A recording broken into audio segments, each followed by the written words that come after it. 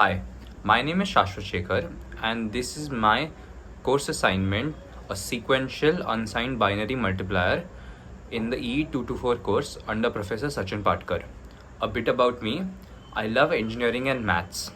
The contents of this video will be my process of understanding how to implement a sequential binary unsigned multiplier, then a run through of how I've written my code, a test of my simulation, a few test cases, and then a few instances of where I debugged and troubleshooted errors and troubles in my code. Let's talk about implementation of the unsigned multiplier. First, let's be clear. A multiplier can be implemented on a combinatorial circuit, and the reason is that it takes constant inputs and gives a constant output. So then, what is the motivation for writing a sequential multiplier? The answer to that is writing a sequential multiplier would require a lot less gates and it requires a lot simpler logic, and hence we try to do it. In class, our sir, Professor Sachin Patkar, explained to us the method for writing a sequential binary multiplier using only 2 and flip-flops for carrying out n cross n bit multiplication using an add and iterate process. Let me run you through it. Numbers in binary. Essentially what we do in multiplication is that we multiply the first number, in this case 1010, with each of the digits of the second number b, and give them an appropriate power as the digits in this, like 1 in the hundreds in the fourth place doesn't refer to 1 but refers to 100.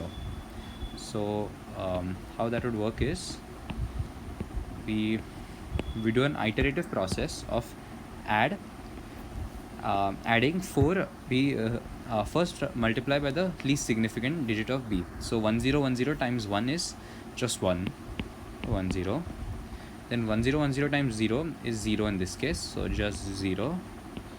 But notice how I've drawn four zeros here, because the multiplication only starts from the twos place. Because when there is a 0 in the twos place, it's actually like a 0 multiplication times a b c d. Just to note. Then we have 2 zeros, and then we add 1010 to the third least significant, which is 1. So 0101 here. Then we have 3 zeros, and we add it to the most significant in this case, which is 01. Okay. Now when we do addition, we have to add these 4 numbers and we get our final answer. Now notice how to the ones place we only have a contribution from the first one. We only have a contribution from the first one. Just a second. We only have a contribution from the first one. Then in the tens place, you only have a contribution from the first two. In the twos place, only from the first 2 multiplications.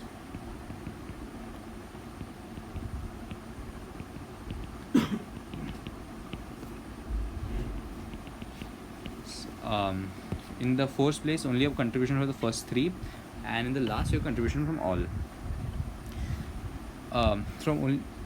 Now also notice that the 4 additions are kind of staggered, that in respect to each other. If we think of doing an iterated addition, what we are essentially doing is,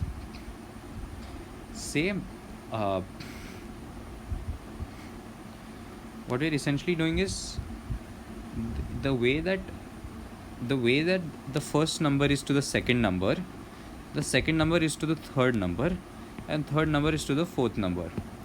And we also know the properties of addition, that a plus b plus c plus d is equal to a plus b whole plus c whole plus d. We can think of this as an iterative addition, and that is the idea that we use in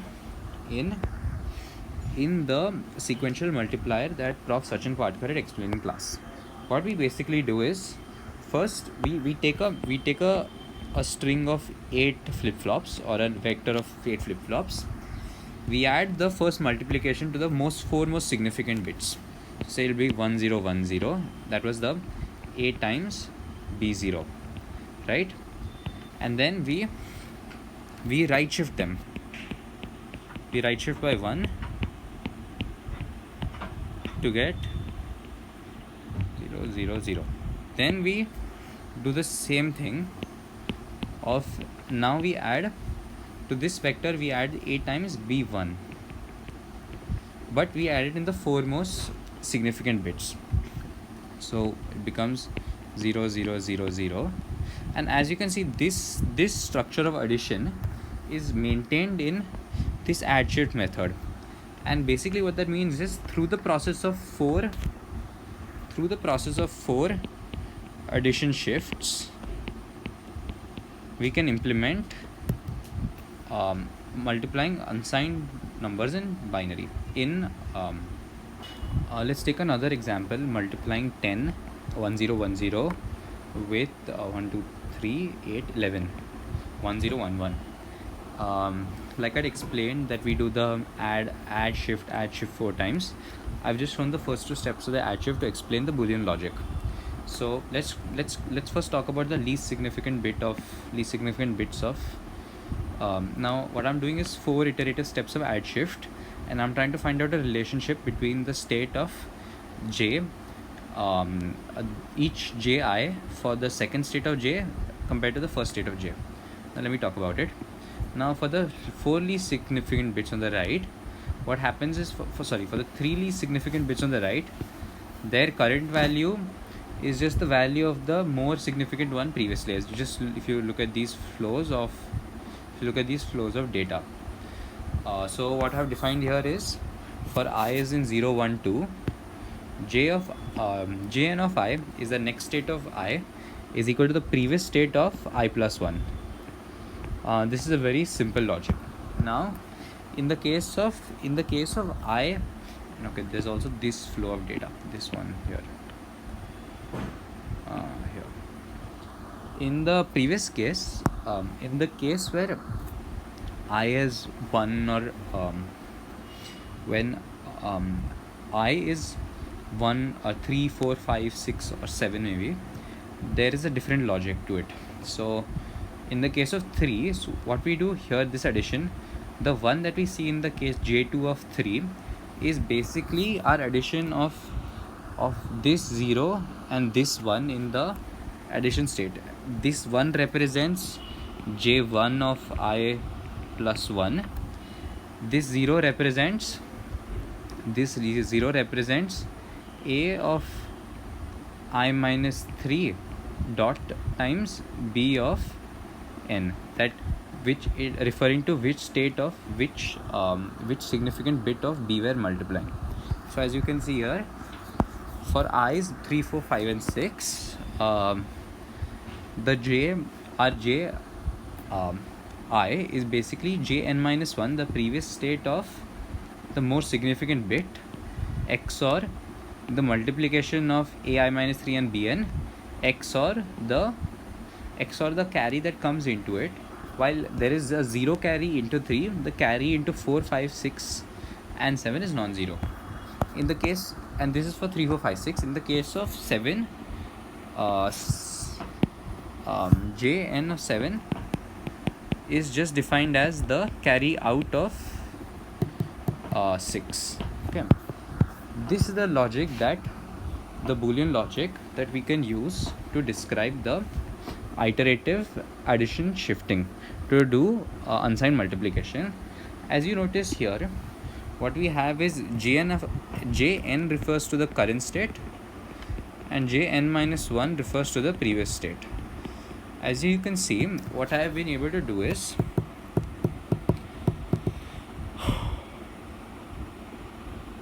define jn for all I as a sum, as a Boolean logic statements of its previous states, and through that I can write behavioral modeling of the code. The inner logic of two for loops and an assignment to flip 7 refers to the logic that I figured out through what Sir explained. in the previous section. The outer for loop referred to the iterative process of doing add shift 4 times. Now, what I noticed from this logic is that the entirety of the inner loop was all data flow modeling and could be written literally as it was in a structural modeling with JK with D flip flops. However, the outer loop was a for, and I was iterating through BI. Basically, in the first iteration, I was multiplying through with B0. Then the second iteration, I was multiplying with B1, then with B2, then with B3. To solve this problem, my solution was to use an up counter using flip flops and a 2-bit up counter using flip flops, and give their output to the selection lines of a 4-bit mux, 4:1 mux, and that would appropriately give me which digit in B I need to multiply with. So this was just for my understanding. Now let me show you how I wrote the code in structural modeling. As you can see, the logic here, the logic that I've written inside the loop is the exact same. So here this line is the exact same as this line that I've written in the behavioral modeling. This add 7c7 is the exact same as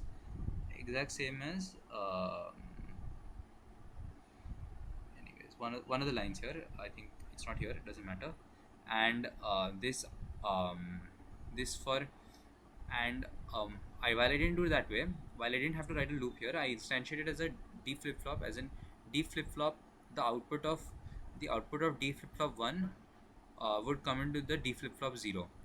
Basically writing the input, that means at the clock strike, the iteratively the next output of flip flop 0 would be the previous output of flip flop 1. To implement, I also included an implementation of a count of the up counter, which decided which output of B to multiply with. As you can see here, B multiplying is an up counter port map from B to a B temp. So let me show you how I implemented that up counter.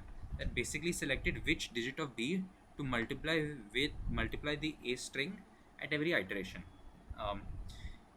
In the up counter, what I did was I used 2 flip flops to create a 2-bit up counter, and map the outputs S1 and S2 to the selection lines of a 4x1 mux, and the input lines of the 4x1 mux were the 4 inputs of B. And basically my up counter would give which B I need to multiply with at different clock cycles. Implementing the 4x1 mux was trivial. I used 2 x1 muxes, and implementing the 2x1 mux was also trivial. I just use a sum of product logic. Making the D flip flops, I use behavioral modeling. While it could have been done using the 6 NAND process, this is a very simple process, and I didn't want to complicate it too much. In the test bench, I instantiated one component which is my multiplier component. I also instantiated the D flip flops and my up counter just for testing.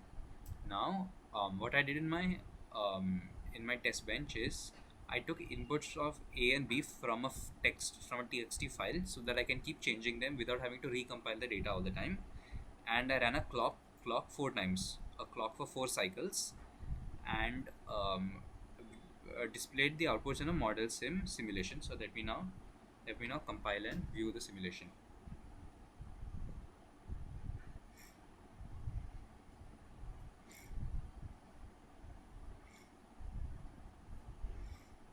So as you can see, we have a successful compilation. Now I'm going to run the simulation in model sim.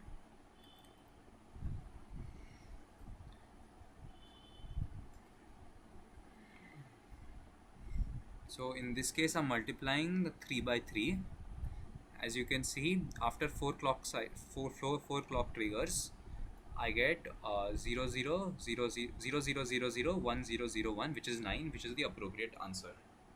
And now I'll show you a few more simulations. Let's try some bigger numbers. Let's try 15 times 14. So 1111 times 1110 110. I have saved it. We run the simulation again. Tools, run simulation, RTL simulation.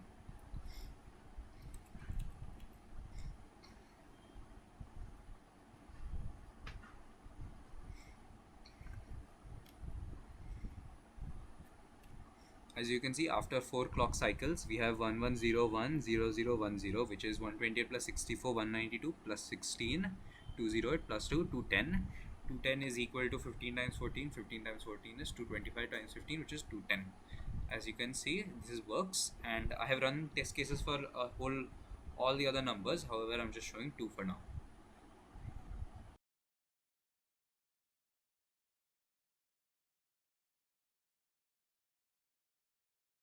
Actually was that I was getting undefined values for all my outputs and my um, and my and my up counter.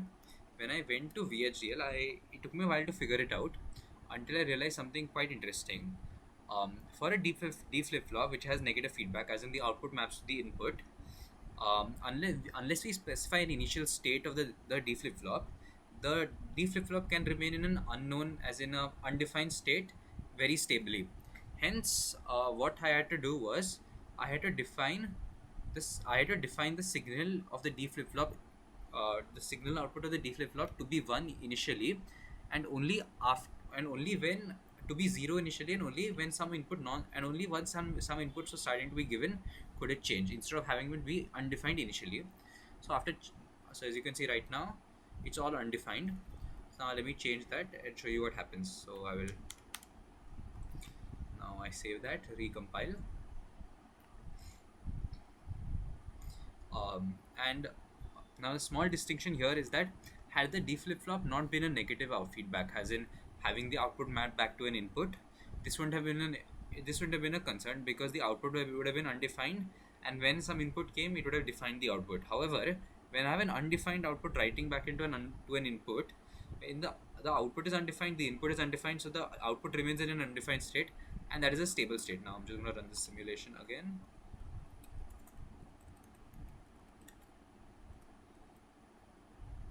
Run RTL simulation.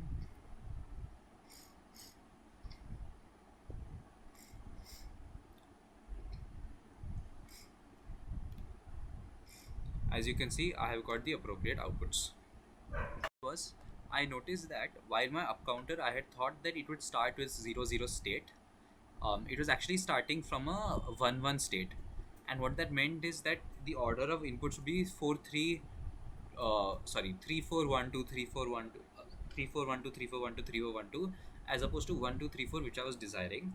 Hence, as you can see here, I have inputted the multiplexer by shifting shifting my inputs to the appropriate start end. And the way I saw this problem in test bench was, in my test bench I had a signal Q1 that would check the up counter's output, that would check which value of B I'm multiplying with this Q1 signal, and I corresponded it in the waveform to the Q1 I should have been multiplying at different instances. This Q1, as you can see here in the center of my page near my cursor, and through this I could figure out what was the issue, and I fixed that. Thanks for watching my video. I hope my explanations have been clear.